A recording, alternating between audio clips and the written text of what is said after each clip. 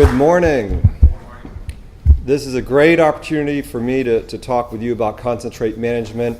I also amended my slides 7 minutes before the presentation. Janet appreciated that. So I have a little bonus at the end about concentrate management here in Florida from 30 years ago. So that's what we'll end with. We'll take a peek at what the thoughts were 30 years ago. But all right, so let's dive into concentrate management. And I appreciate great setup with Harold in terms of the sort of getting the basics in place. And this is kind of a continuation of that, just getting to the 101 of concentrate management and concentrate disposal options that are available.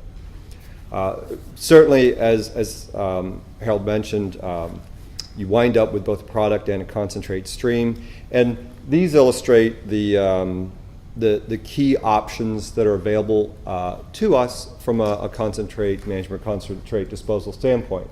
On the left here, surface water. He mentioned that, a body of water with a pipe, quite effective. From a cost standpoint, deep well injection, sanitary sewer, spray irrigation, pond options, and the holy grail, zero liquid discharge to try to make that economical. I have some data that's on the order of 10 plus years old, but it speaks to the trends that have occurred in the industry and in Florida in particular. And so I wanted to share that, and starting with national management practices. This is a survey we did, like I said, a number of years ago, but you'll see that 45% of facilities at that time were addressing their concentrate through surface water discharge. 13% deep injection wells, 27%, a quarter of them or so, through sewer. And then there's land application, evaporation ponds, and some other options. So really the bulk were those, certainly the top three were surface water, deep injection well, and sanitary sewer. So now the question is, how does that relate to what we're doing in Florida? How does that relate to facilities of different sizes or other considerations that go into what you're going to do with your concentrate? Well, let's first look at capacity. Harold alluded to, and I'm not going to steal anybody's thunder either relative to the cost of a deep well, but certainly it's more costly than a pipe to a surface water body, and so that's where capacity comes into play in the decision making. So if we look at the blue bars, which are facilities of 1 MGD capacity or less, you'll see by and far surface water disposal, the most prevalent option there with 42%, followed by sanitary sewer, because that also makes sense, dropping into the sanitary sewer and having conveyed to the wastewater plant from a cost standpoint, very effective. And if it's a low capacity facility, then it's a lower volume of water entering into the wastewater treatment plant, and would then potentially have less impacts on the quality of the effluent discharge from the wastewater plant. So those two options by and far the primary options utilized at the lower capacity plants. If you look in that 1 to 6 MGD range, the green bar in the middle, you'll see a continuation of the same trend with surface water and sewer discharge being the two highest options. But what you do see here on the deep injection well is you do see a bump up of that green bar for those mid-sized plants compared to the smaller sized plants. You do see an emergence of deep injection well as an option. And once you get 6 MGD or more, it flips. At that point, 6 MGD or larger, the number one option is in fact deep injection well, 42% for the yellow or gold bar. So that's something that obviously comes into play in the design and in the capital planning. Balancing regulatory considerations associated with surface water bodies versus cost associated with deep injection well.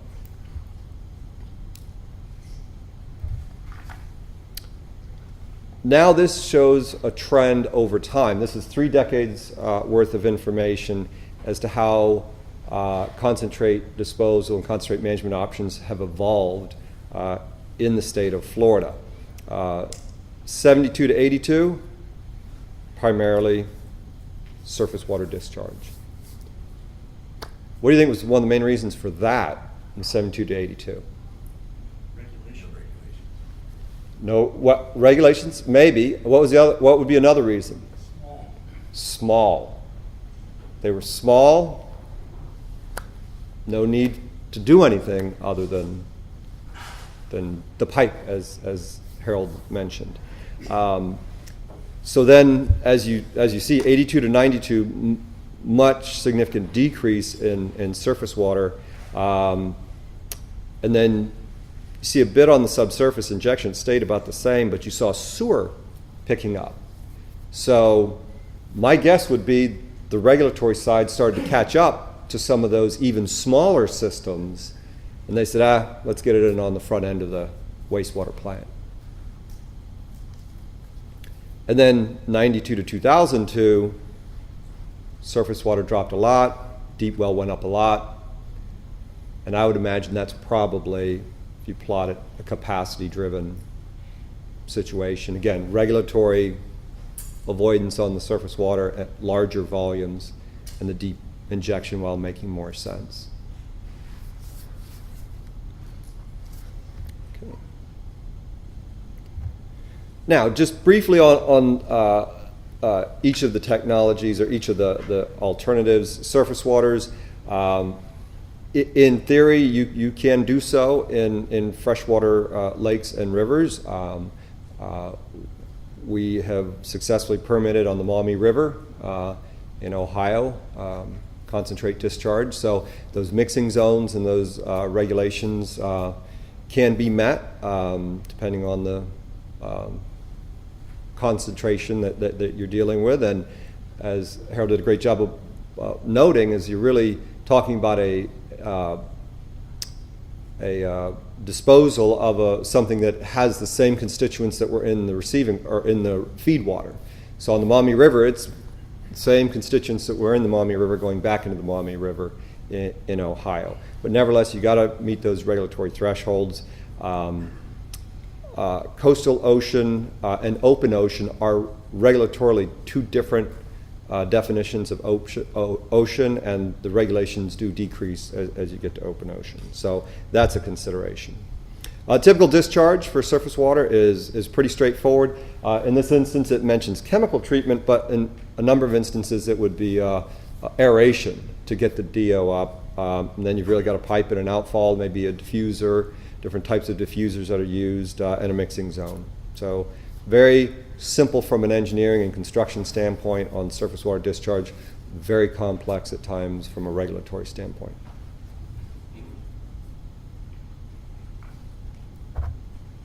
So what are some of the attributes on surface water? We've mentioned some of those. It's readily available, particularly in Florida, where we have water bodies everywhere and the coast very nearby. Economical, have to consider the mixing volume, have to consider the quality, and we're going to hear more about those regulations as we move through the morning.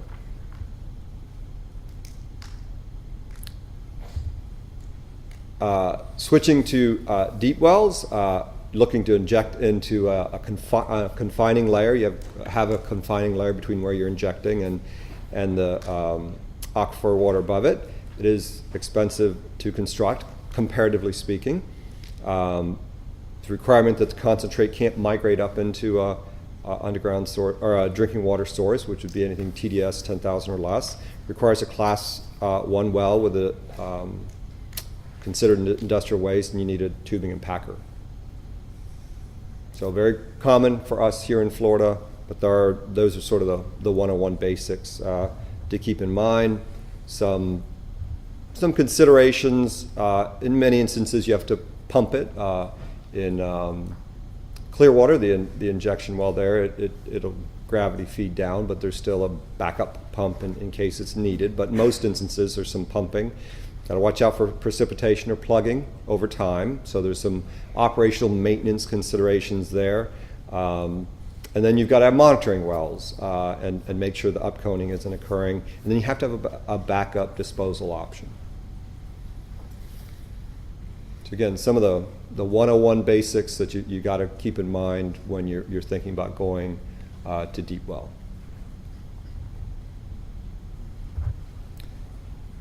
Now, sanitary sewer, I don't know that's the simplest method. Nothing's simple in life, right? Got to take all the considerations into, that have to be accounted for. But certainly it can be very simple, particularly if you're dropping into the collection system and not piping all the way to the plant, or if you're co-located or located very close. Again, more viable the lower the concentration of the concentrates. You don't impact the wastewater plant's permit on the downstream end with the effluent, to not run into any chloride issues or other type of issues that would impact the wastewater plant. The wastewater plant assumes the responsibility. There are sometimes sewer use ordinances, industrial pretreatment standards may apply, and obviously you can't impact the plant and their permit. So great option in many instances for smaller RO facilities where there's potentially a larger wastewater plant, where maybe the RO facility is one of multiple water treatment plants that are providing service to the community, and the wastewater plant's a larger one. That's a more ideal situation.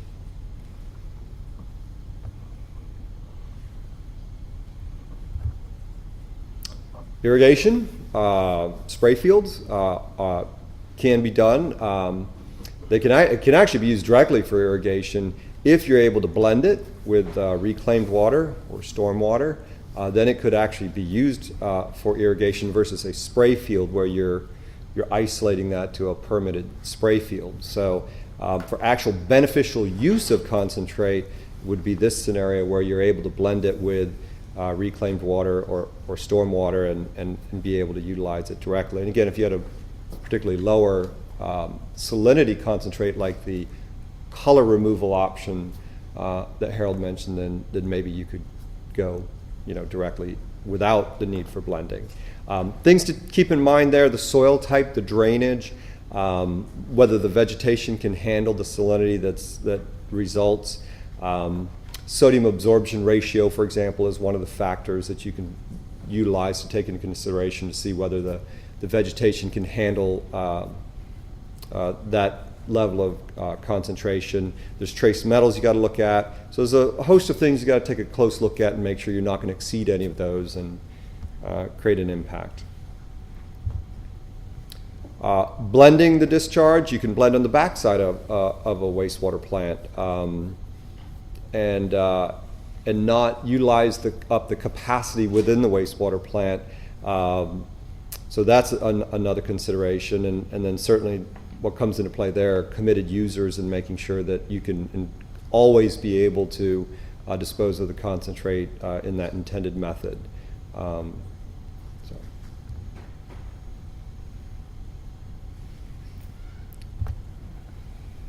Some lesser utilized options, percolation ponds,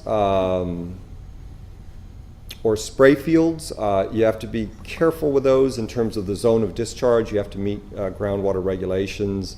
That can be a challenge with meeting groundwater quality regulations with a perk pond or a spray field. Solar ponds are actually a variation of evaporative ponds. Solar ponds, in the traditional sense, are used to generate some heat capture and energy from that, but nevertheless, they're something we see more researched in the arid Southwest, and they do take up a lot of land and not as common. Evaporators, crystallizers, zero liquid discharge, still a lot of research being done in the Las Vegas area in the Southwest. Mike Mickley continues to work on that research to really address that from a financial standpoint and the cost that goes into that. So those are some of the options, the primary options and backup options that are here present in our industry today, and I'm very interested in hearing sort of the latest and greatest as we move further through the day in terms of advances in technology and choices and options. So before we do that, this is the opportunity to take a quick look back 30 years ago, 29 years ago.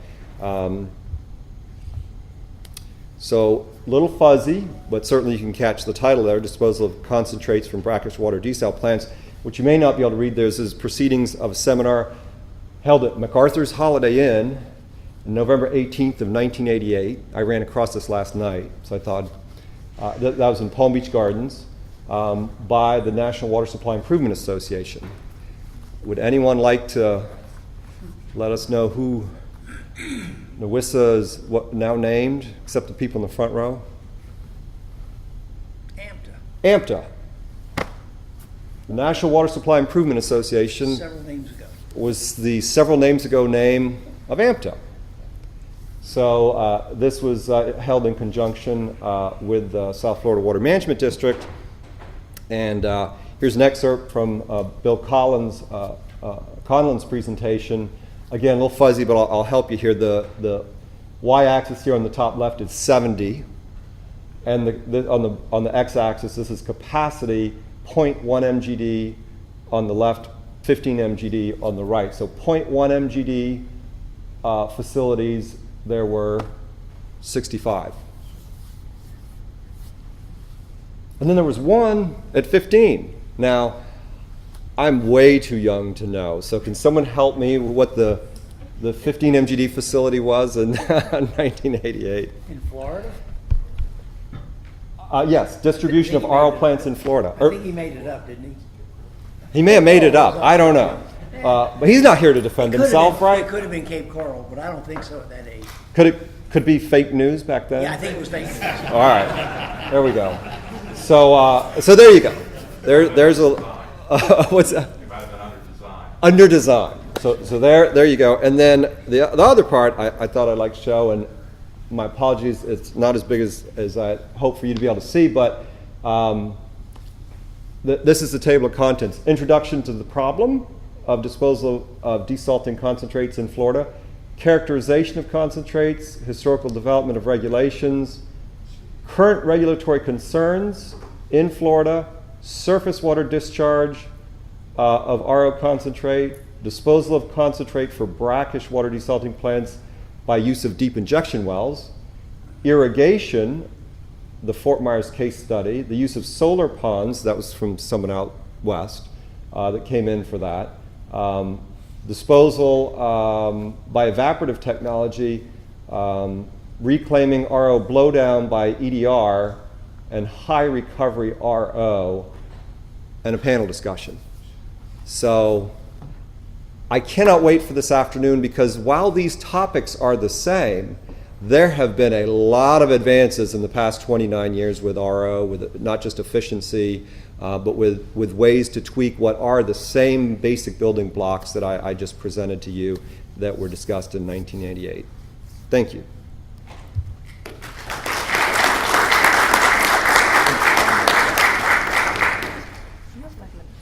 Any questions? Yes. Can you comment on deep well injection? You mentioned that there has to be a backup plan nowadays. So what is a typical backup plan? A lot of folks, it's another well. Some it's a discharge to the wastewater plant, but then that's not going to necessarily work in the higher plant capacities. But that actually, in all the years that I've been presenting, is something that many folks working in a facility, when asked that question, don't actually know what's in the permit for the backup plan. So that's probably the most common to go back and take a peek and see what DEP accepted as a backup plan. Yeah, it's a tough one. Yeah. Anyone else? Yes. Can you cover wetlands potentially as a treatment? Yes. Good point. Thank you. Yes. The question was, what about wetlands as an option?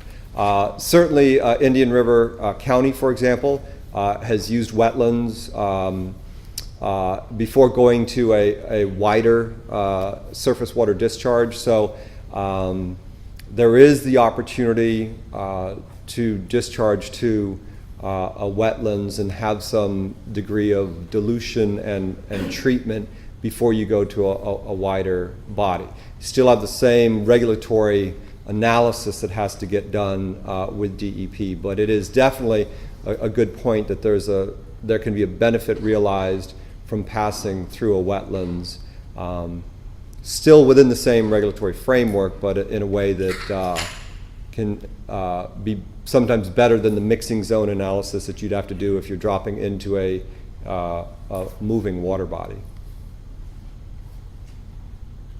Anyone else?